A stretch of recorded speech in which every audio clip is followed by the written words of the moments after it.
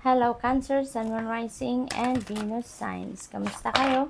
Sana po nasa mabuti kayong kalagayan. Welcome back po sa Star Tarot. Kung bago kayo rito, welcome din kayo. Thank you sa inyong support.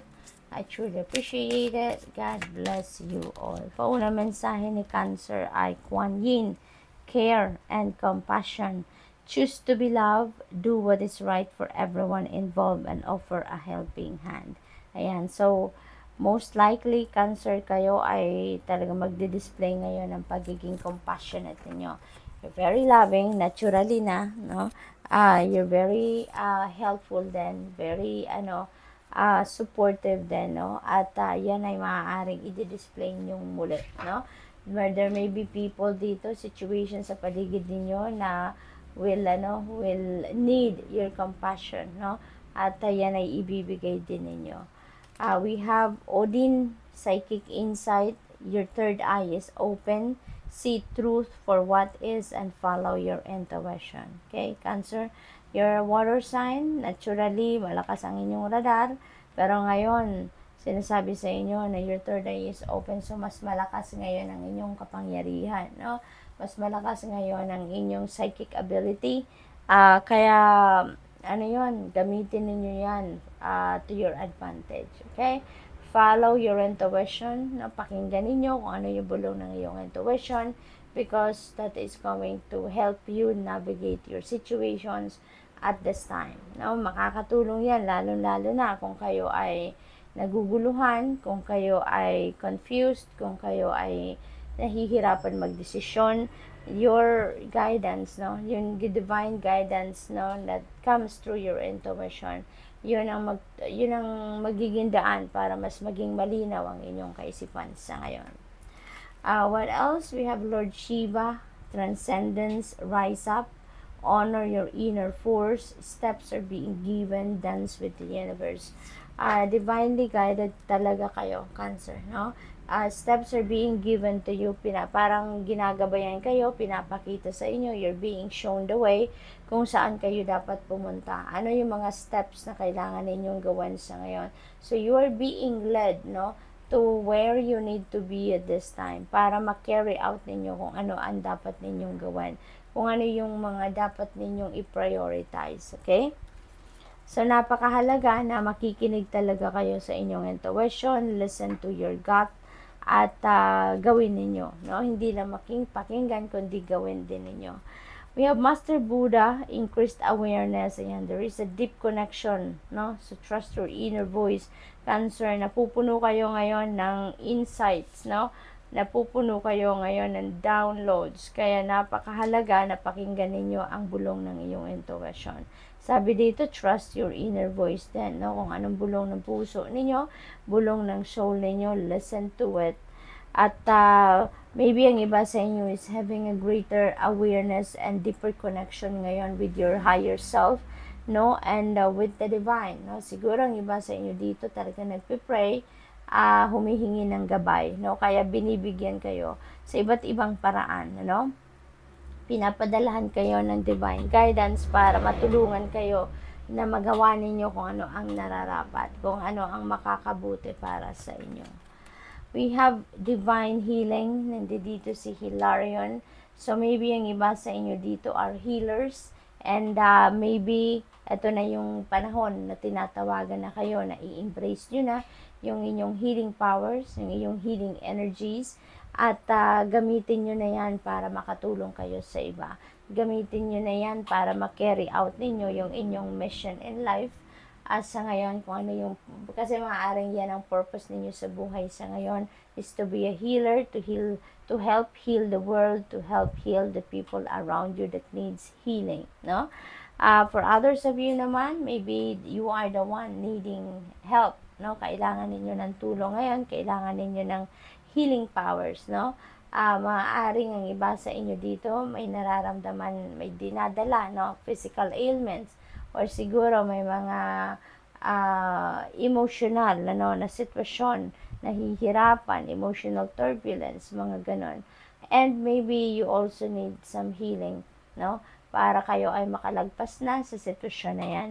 And with the help of Hilarion, maybe divine healing will come. Maaring unti-unti mararamdaman ninyo na ang pag-improve ng inyong pakiramdam, paglakas ng inyong pangangatawan, no? Maybe eventually you will start feeling na yung physical health ninyo is improving, your vitality niyo is coming back, and ganon. So, good luck. We have the divine director. There is intervention and purpose dito, sabi. A divine intervention is occurring. Know that you are being guided. Happiness is your purpose. This is really beautiful, Cancer. So, siguro talaga, parang napakalakas ninyo sa Divine Universe. Napakalakas ng inyong connection sa Panginoon, sa inyong mga angels, sa inyong mga spirit guides, and the rest of your spirit team. Divine intervention is occurring sa ngayon. Kaya napakahalaga na nakikinig kayo, aware kayo sa nangyayari sa sarili ninyo, nangyayari sa paligid ninyo, dahil the divine is going to intervene in your circumstances sa ngayon. So, maaaring magkaroon dito ng mga pagbabago sa buhay ninyo sa ngayon. And be aware, na kung ano ang mga yan, na hindi ninyo inaasahan mangyayari, miraculous events are about to unfold dito. That is the divine intervening in your circumstances. That is the divine doing something para mabago ang inyong sitwasyon, mag-improve ang inyong sitwasyon. Ginagabayan kayo, sa siguro even in your dreams, binibigyan kayo ng mga panaginip, and those are guidance para sa inyo, intuitive messages, and dami-daming downloads na pinapadala sa inyo. You have psychic insights, you have guidance dito, kasi sinasabi nga nito na trust your inner voice. Ang dami, na binibigay sa inyo na gabay, iba't ibang corners, pinanggagalingan. It's all up to you now to access that, Cancer, kasi ginagabayan kayo kung ano ang nararapat ninyong gawin sa ngayon. You are being led to where you need to be at this time. So, good luck. That's all I have for you for today. Thank you for watching. Love and light. Namaste. Hello, Scorpio. Sun, Moon, Rising, and Venus signs. Kamusta kayo? Sana po nasa mabuti kayong kalagayan. Welcome back po sa Star Tarot. Kung bago kayo dito, welcome din kayo. Thank you sa inyong support. I truly appreciate it. God bless you all. Pauna mensahe ni Scorpio ay Mother Mary, and love and peace. Let go of the need to be right. Choose peace. A mother healing is possible at this time. So, napakaganda. Kasi siguro ang iba sa inyo dito, Scorpio, is a devotee of Mother Mary, Siguro lagi kayo nagdadasal sa Kanya, naghihingi kayo ng healing sa Kanya, naghihingi kayo ng guidance sa Kanya, naghihingi kayo ng pagmamahal sa Kanya. So, maaaring ganun ang ganap dito for some of you, At Mother Mary is showing up sa reading ninyo. Ginagabayan kayo dito, binibigyan kayo dito ng hint, to piliin ninyo ang kapayapaan, piliin ninyo ang peace, i-release nyo na yon, na pangangailangan ninyo na dapat kayo lang lagi ang tama, na dapat kayo lang lagi yung papakinggan, yung gano'n, Mas maganda, na piliin ninyo ang may kapayapaan lang sa dibdib ninyo, sa puso ninyo. So, let things be, and let other people be themselves as well, Bigyan din ninyo ng pagkakataon ng mga tao sa paligid ninyo na ma-express din nila kung ano yung nasa isip nila, kung ano yung gusto din nilang iparating sa'yo or iparating sa ibang tao, So, good luck to that. What else? We have the divine director, intervention, and purpose. This is really beautiful, Scorpio. Pinapakita ng card na to, na mayroong mga pagbabagong magaganap dito sa buhay ninyo, and that is the divine intervening in your circumstances. Maaaring may mga bagay dito, sitwasyon kayo na kailangan na ng pagbabago, and maybe you are not taking action, kaya it is the divine doing the favor for you.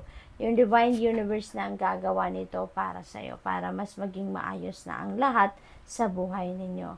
You're being divinely guided, then binibigyan kayo ng mga intuitive messages dito. You are being shown the way, no? Kung ano ang or kung saan kayo dapat pumunta, ano ang nararapat ninyong gawin. Okay? So, napakahalaga na makikinig kayo sa iyong intuition lagi. Alright? Para maalaman ninyo kung ano ang mga dapat ninyong gawin. So, we have Dharma unfolding. Remember that you are on a path. Take one step at a time to happiness. Ayan. So, pinapakita sa inyo, nagliliwanag or binibigyang diwanag ng Divine Universe ang tamang daan para sa inyo. So, make sure na lagi kayong susunod sa bulong ng inyong intuition sa gabay ng Divine Universe. Kasi you are heading towards happiness. Kung nasaan man kayo ngayon, anong daan man ang tinatahak ninyo sa ngayon, Scorpio, you are on the way to your purpose, no? Kaya magiging masayang-masaya kayo at the end of the day. So, what else? We have Freya, phases and cycles. There is a beginning within every ending. Illusions are revealed and released. Ayan. So, the reminder ito para sa inyo, no? Na ang buhay ng tao talaga is a cycle. Sometimes, may mga bagay na kailangang baguhin, may mga bagay na kailangan tapusin, no? At this time siguro, there are some chapters sa buhay ninyo that are coming to an end because meron na naghihintay na bago, meron na naghihintay na bagong pintong magbubukas para sa inyo, no?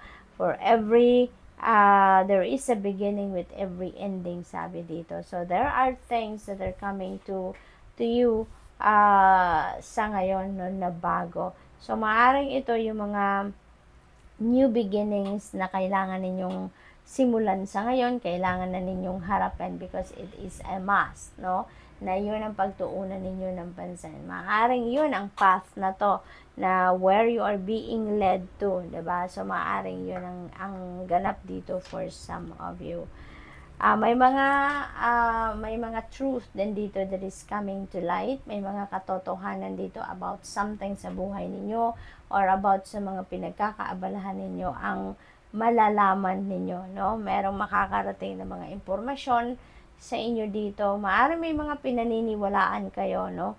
Na ngayon madidiscover ninyo na mali pala yon, na hindi pala yon ang tama, na hindi pala yon ang katotohanan, ano? So we have Serapis Bay Ascension. Move into your true self.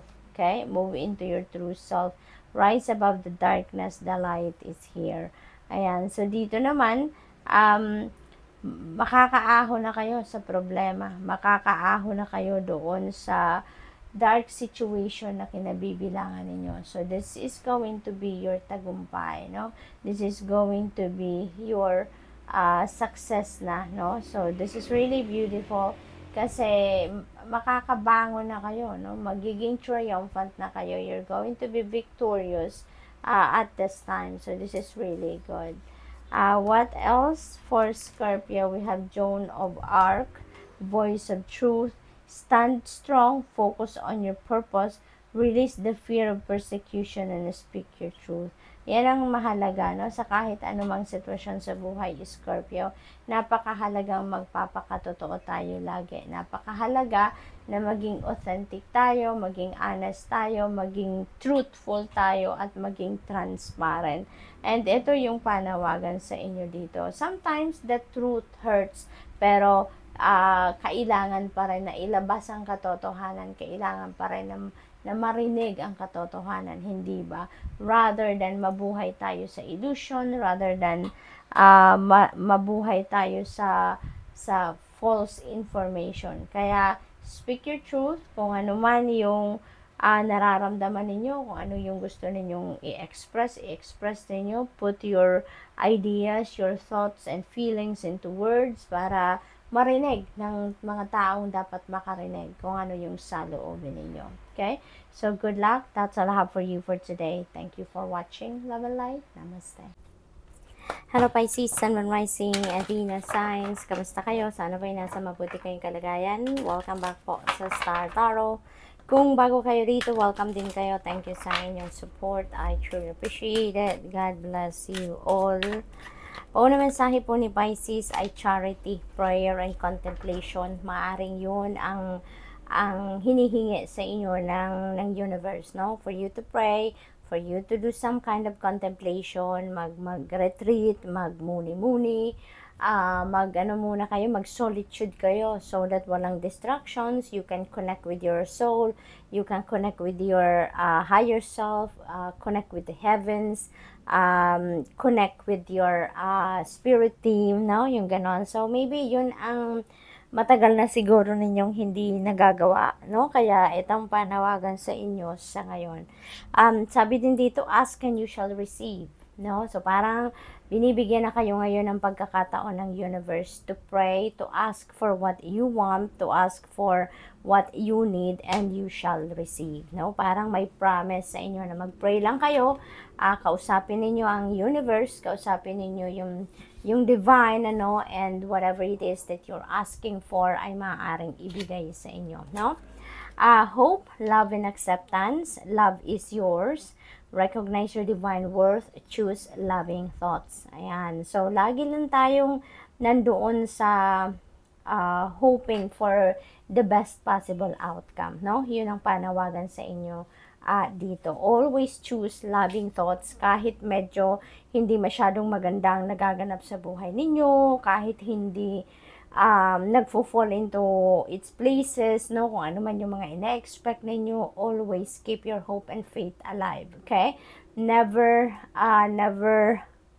give in to despair, never give in to negative thoughts. Lagi lang tayo nandoon sa kung ano ang positibo, okay? At magtiwala lang kayo sa divine plan, magtiwala kayo sa divine universe.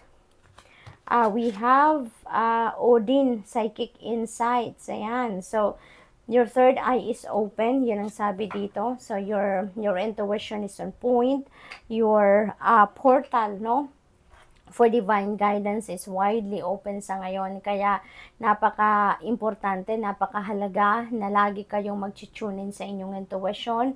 Lagi kayong makikinig sa inyong intuitive messages na pinapadala sa inyo ng universe, no? Your intuition is heightened sa ngayon, kaya make sure that you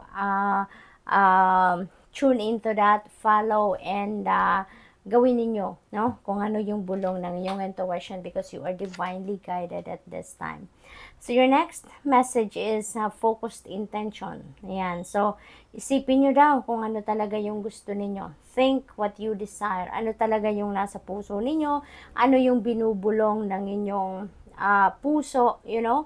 And expect the best possible outcome. Tulad ng sinabi ko kanina na kahit ano man yung inyong sitwasyon, kahit mahirap man, kahit may mga obstacles, kahit may mga pinagdadaanan na medyo hindi paborable sa inyo, never give up, huwag kayong sumuko, and huwag kayong mawala ng pag-asa. Always lean in towards what is positive, what is good, what is loving thoughts, no?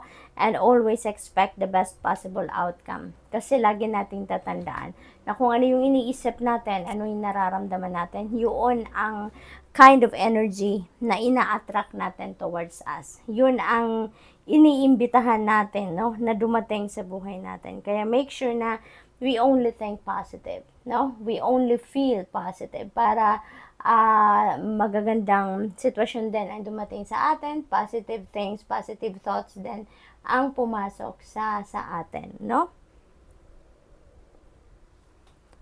So, what else? We have Green Tara, Supreme Protection. Ayan, you are protected. There is ano dito, promise sa inyo. There's guarantee na you are protected. You are guarded also.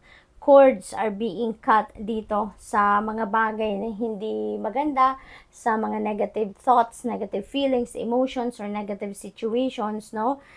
Yung connection niyo with those ones, with the negativity, no, are being cut. Yun ang sinasabi dito sa energy na ito. So, magtiwala lang kayo, even if it doesn't seem right, no, yung mga nangyayari sa buhay ninyo, but rest assured that the divine is working underneath, no? the surface. Hindi man ninyo makikita ang changes, hindi man ninyo nakikita yung movement, but rest assured that the divine is working behind the scenes and for your highest good. Okay? So, we have Kalima, facing fear. Sa ngayon, para magkakaroon na kayo ng lakas ng loob, no? Ito na yung pagkakataon na siguro mabubuhayan na kayo ng loob, magkakaroon na kayo ng inner strength and courage for you to pursue whatever it is that you want to pursue, at isasantabi nyo na yung inyong takot, no? Isasantabin nyo na yung pag-aalinlangan, yung pag-hesitate ninyo, and you are going to focus on your goal. So, good luck, Pisces. That's all I have for you for today. Thank you for watching. Love and light. Namaste.